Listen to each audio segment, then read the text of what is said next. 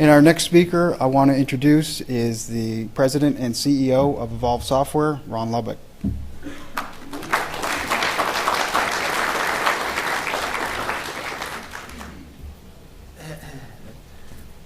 What an incredible occasion. Really, this is milestones. We're talking milestones. We heard the history lesson.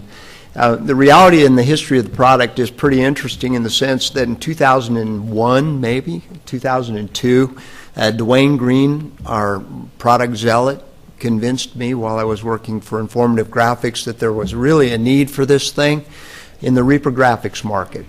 And we started building product in 2002, and here we are 10 years later, or whatever that is. I'm not good at the math, but with the first users group in a segment that we really never imagined at the offset. I mean, really. We now have about 76 or 77 customers across the United States. Pardon me. And at this juncture, knock on wood, but it appears that the economy finally is picking up. And we have about 6 accounts that are in closing, which is like a godsend to us because, frankly, at this point, all we do is e-plan submission review. We're focused on delivering value to your organizations. And the economy has been hard on us just like it's been on you. So let's all hope that we've seen the light at the end of the tunnel and it's not another train. I had the distinction of being here a week ago, and as some of you know, I'm the chairman of the Regulatory Streamlining Committee for an organization called FIATEC. It's associated with the University of Texas. It's primarily capital projects focused. And so you kind of go, well, what the heck is Avolve doing there, and why is regulatory streamlining an issue? The interesting thing is that in the life cycle of a capital project, one of the big delay bulges is associated with plan review. And so it's a very natural extension for us to drop right in and to begin to understand, not only from your perspective, but more importantly, from your customer's perspective, exactly how they interpret and see the issues that are facing them in the marketplace. One Fortune 500 company, for example, prints 1 million square feet of paper on an annual basis.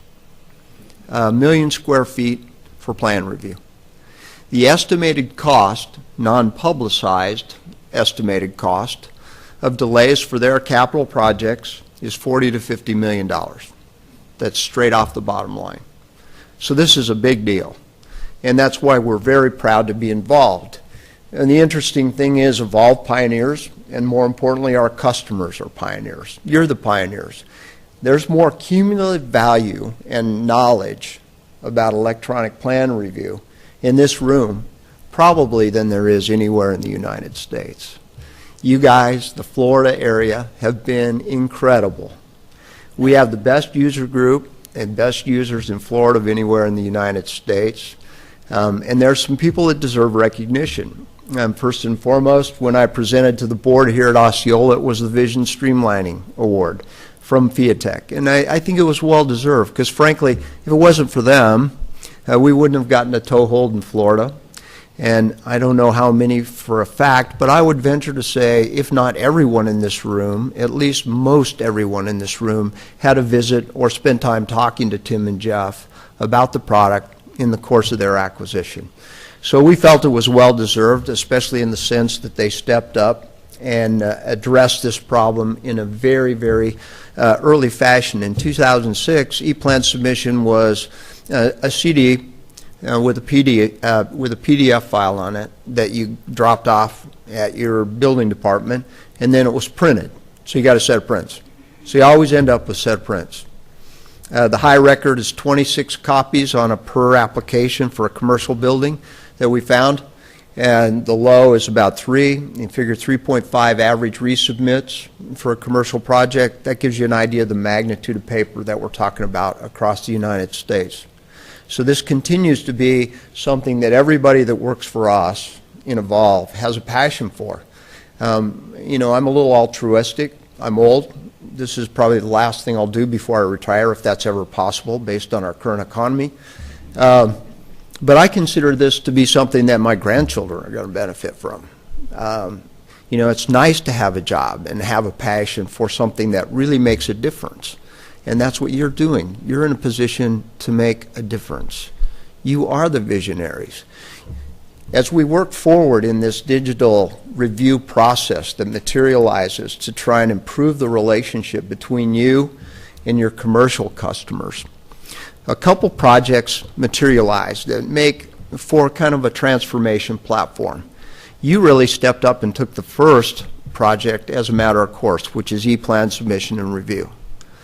The ICC has approved just recently a project called replicable buildings, which is another component.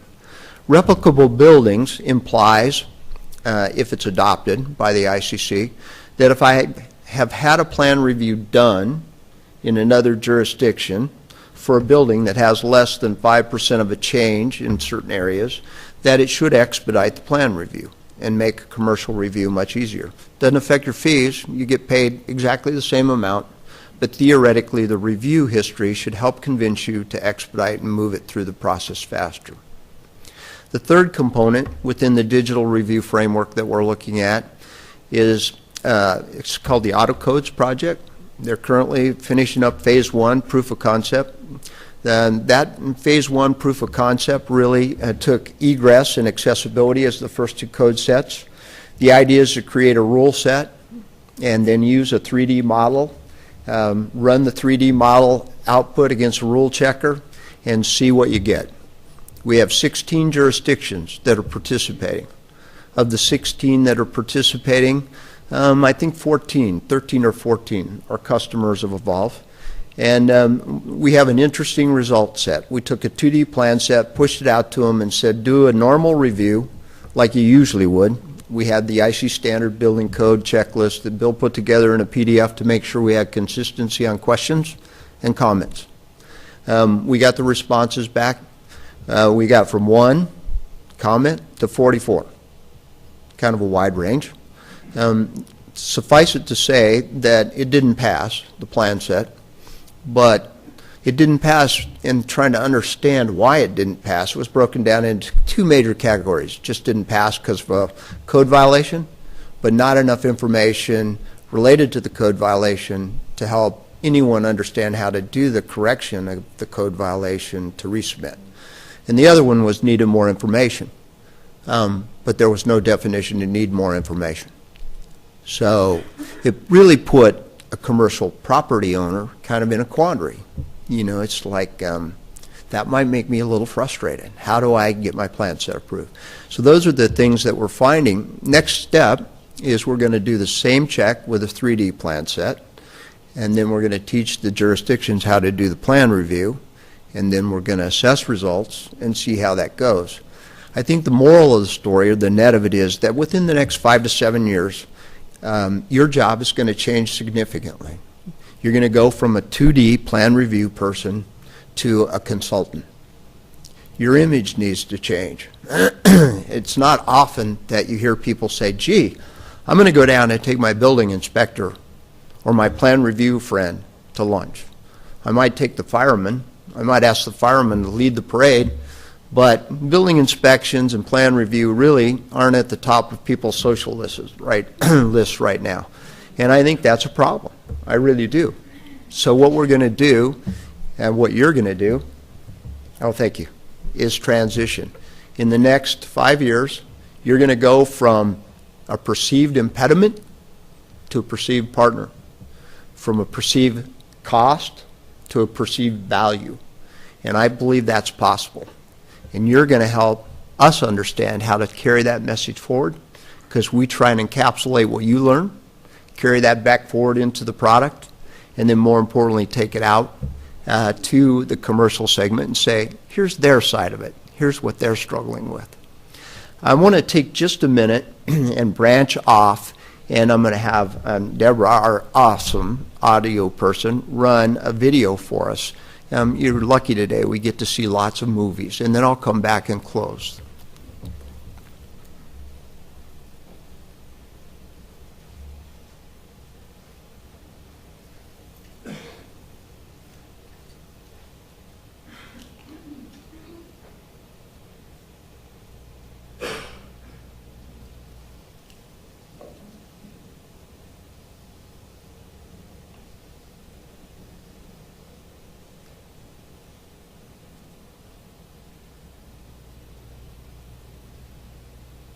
Since the advent of blueprints nearly 300 years ago, the construction industry has used paper and pencils to do its job. So have code officials.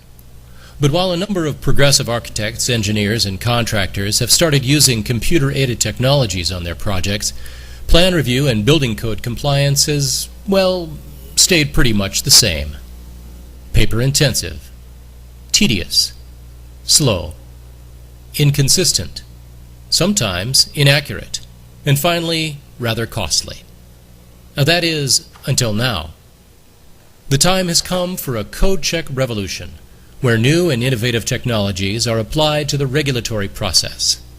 At the leading edge of this revolution is an industry-changing development project called AutoCodes. AutoCodes stands for Automated Code Checking, a new technology that will transform the code review process for building design, construction, and facility management, propelling it into the 21st century. Automated code checking harnesses the amazing speed of computers to check building plans for code compliance, slashing the time from months to minutes without compromising building safety. Code officials need automated code checking in order to keep pace with the future, because the future is already here. There is a rapidly growing list of construction industry firms already using advanced technology to create detailed design and construction models. According to one report, the rate of adoption for 3D virtual models has been growing since 2005, with an increase of 75% in 2009 among the largest architecture and construction firms. It's clear that virtual models have caught on in a big way and represent the future of the industry. The information stored in these models can be used to solve many complex problems and perform tasks that make it much easier to manage building projects, saving a lot of time and money. Now, that sounds pretty good, except that when it comes to code checking, these highly complex models have to be flattened into two-dimensional drawings, and in most cases, printed out on paper for code officials to review and mark up with a red pencil. The way we do code check today has several disadvantages that automated code checking technology can address. Driving the development of this breakthrough technology is the high cost of manual code checking. The economic impact of current plan review methods is far-reaching and affects multiple aspects of commercial and community life. Large and small businesses lose precious opportunities for revenue each day their plan reviews languish in the regulatory process. Delayed construction schedules have a major impact on overhead, labor, and the supply chain, increasing expenses and decreasing profits. As a result, communities don't realize the potential tax revenues from developed properties. Here's an example of the current challenge. Say there is an enterprising owner of a local business called the Lemonade Stand. She realizes she has a product that no one else is offering and finds the perfect place to set up shop. She hires an architect and general contractor to make her dreams a reality. In order to make sure the project comes in on time and on budget, the contractor and designer review the local building codes with the jurisdiction, and they determine the amount of time it will take to get a permit. The lemonade stand owner puts this information in her business plan and takes it to the bank to get funding. The bank gives her a loan. Now she's on the hook, and she has a set amount of time to pay the loan back. The plans are completed, and the contractor applies for the permit. But wait, a different plan reviewer receives the plans and requests a change to the storefront. Time is spent changing the design, but when the plans are submitted again, the community's planning commission is upset because the elevations are now different from what they approved. Now the entire facade needs to be redesigned. After 3 months, the permitting complications are finally resolved, and the project starts construction. This means the lemonade stand will open 3 months later than the owner and the bank originally thought. Let's assume the lemonade stand's owner expected yearly sales of $120,000 or $10,000 a month. That means she lost $30,000 during the delay. That's a huge amount of money to a small business owner. Let's also assume the community levies a 3% tax on her sales. That's about $900 of lost tax revenue. Those amounts may not seem like much, but When we're talking about hundreds of thousands of businesses whose annual revenues and taxes are counted in the billions, it's a serious problem that stifles business and economic growth. And the bottom line costs don't end there. Another giant problem is code variation and interpretation. Building plans have to be modified and managed differently, city to city, county to county, and state to state. Some states carry thousands of distinct variations on standard codes. It is estimated that across the country there are some 100,000 code variations that can mandate RFIs and change orders, especially during the construction phase, at the cost of hundreds of millions of dollars each year. Then there's the paper. Countless numbers of trees are used to make it. And all that paper used in the code check process takes a lot of time, money, and fossil fuels to process, ship, print, deliver, and archive. Last year, a single Fortune 500 retailer produced well over 1 million square feet of blueprints, and that was just for original plan sets. Automated code checking is paperless and will help save time, money, and the planet. Finally, of major concern is the future of the regulatory process and those who conduct plan reviews.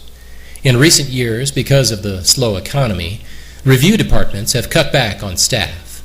These jobs are gone, and they're never coming back. The next generation workforce will have to do more with less, and they'll need a new set of tools. They're already experts on Facebook, iPads, Twitter, and texting. Let's be honest. Do we really expect them to use paper plans, printed code books, and red pencils? How does AutoCodes work to solve all these problems? AutoCodes can inspect a virtual model in seconds, delivering detailed information about real and potential code conflicts. And AutoCodes technology will check models consistently each and every time, based on what's in the model. Flagged issues are compiled in a comprehensive list for review. These issues can then be viewed in 3 dimensions, one by one, and inspected thoroughly. Digital reports, including 3D images, can be generated on command. These reports can be distributed to all authorized stakeholders, including building owners, city planners, inspectors, first responders, and facility managers at network speeds. AutoCodes technology fosters timely communication, collaboration, and expedited permit approvals. It can also relieve up to 80% of plan review time and effort. This frees up code officials to focus on higher levels of safety and integrity. AutoCode rule sets are being developed in partnership with established international code authorities to promote the application of this new technology across a wide spectrum of building and safety codes. AutoCodes represents a giant leap forward for all project stakeholders involved in every phase of building construction and maintenance. Imagine completing the major portion of the code review process in seconds instead of days, weeks, or even months. Imagine the economic boost to commerce and communities alike when projects are completed faster, without compromising safety or quality. Imagine the ability to share information quickly and securely with everyone that has a need for it in every phase of the building life cycle. Imagine all the good we can accomplish by eliminating the need for paper and conserving all the money and resources we spend to make it, ship it, use it, and store it. Now, imagine doing all of this with the click of a button.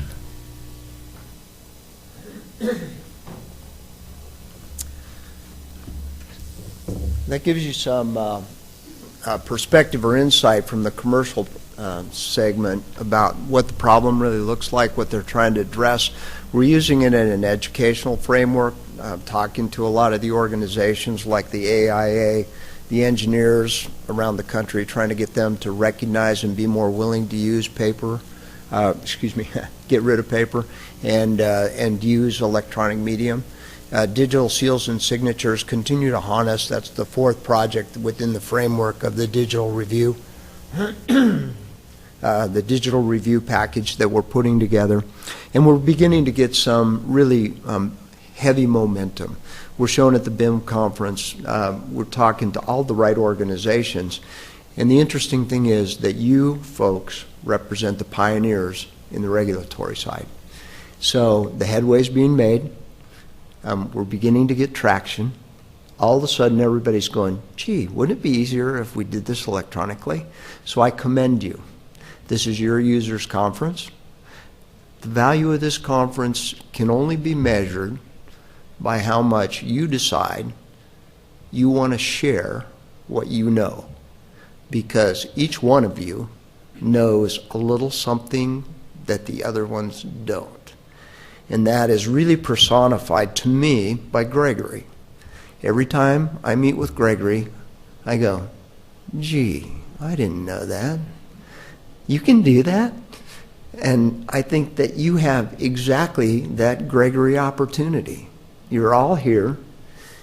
You all have been working on this for a really long time. Every year you come together, there is an opportunity for you to set new best practices and standards for the adoption of this technology. Before I leave, just a couple things that really kind of get me excited a little bit, if I can get it open.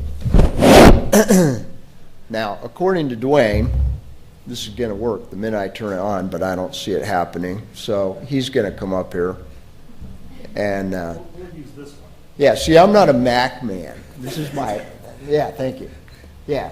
And so for those of you that are having trouble with your council or outside agencies saying, where's the Mac support? 8.0, which is in the process of final QA and ready for release in November, has phase 1, version 1, release of Mac support, which is really pretty important. You do need to know right off the bat that the pan and zoom is not going to make your users happy, okay? However, the next release will. But let's take one step at a time, and if you guys remember the movie What About Bob, you know, it's like baby steps, baby steps. We're sailing. This was a big hurdle for us. This was a hard deal, and I'm glad to announce that that's done. What would really be interesting then is you say, well, if you can do that, then why can't you do everything else that's, you know, up and coming? So I can do it on iPad. There are some limitations still with iPad technology. If you download an app called Photon, you can definitely right out of the box mark up a drawing. Problem is I don't have any interface back to my system, but we're working on that. So the net of it is, and the goal is, cross-browser support to be able to support the platforms that are emerging as fast-growing technologies. You know, Dwayne wants to be able to get change marks sent to his iPhone, and, you know, then if he wants to, he can pull it up and look at it.